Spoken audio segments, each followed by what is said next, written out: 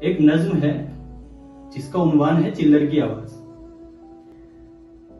यूं तो चिल्लर की आवाज बड़ी अच्छी लगती थी। चिल्लर की आवाज बड़ी अच्छी लगती थी जब दादा की गोद में बैठे हुए उनकी कमर हाथ पांव दबाते हुए उनके कुर्ते की जेब से हाथ लग जाता था। तब उस जेब में रखे हुए चिल्लर की आवाज बड़ी अच्छी लगती थी। बड़ी अच्छी लगती थी चिल्लर की आवाज जब चाचा हाथ में चिल्लर भरकर उसको दोनों हाथों में बजाते थे और पूछते थे कि कौन से हाथ में ज्यादा सिक्के। बड़ी अच्छी लगती थी चिल्लर की वो आवाज जब हम बार बार अपनी गुल्लक बजाकर देखते थे और सुनते थे कि कितने सारे सिक्के इकट्ठे हो गए, जबकि हमको मालूम रहता था कि कितने सिक्के उसमें डाल चुके। फिर गुल्लक फोड़ने के बाद फर्श पर बिखरते हुए उस चिल्लर की आवाज बड़ी अच्छी लगती थी।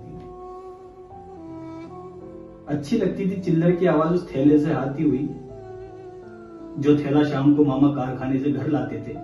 फिर उसमें से नोट और चिल्लर अलग अलग करते थे। हम भी इंतजार करते थे कि गिनती हो जाने के बाद चिल्लर से हमको उसमें से सिक्का मिलेगा, हमारा हिस्सा मिलेगा। तब उस चिल्लर की आवाज बड़ी अच्छी लगती थी। यादें हैं कई चिल्लर की आवाज से, मगर अब चिल्लर की आवाज अच्छी नहीं लगती। अब चिल्लर की आवाज जब कभी मस्जिद मदरसे की पेटी लेकर कोई चंदा करने आता है और लोग उसमें चिल्लर डालते हैं।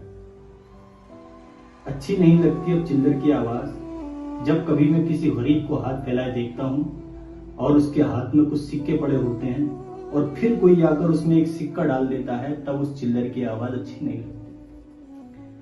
कभी कभी बचपन की जरूरतें भी उस चिल्लर से पूरी नहीं हो पाती थी और हम आज भी किसी की मदद करने के लिए सिर्फ चिल्लर बजाते हैं।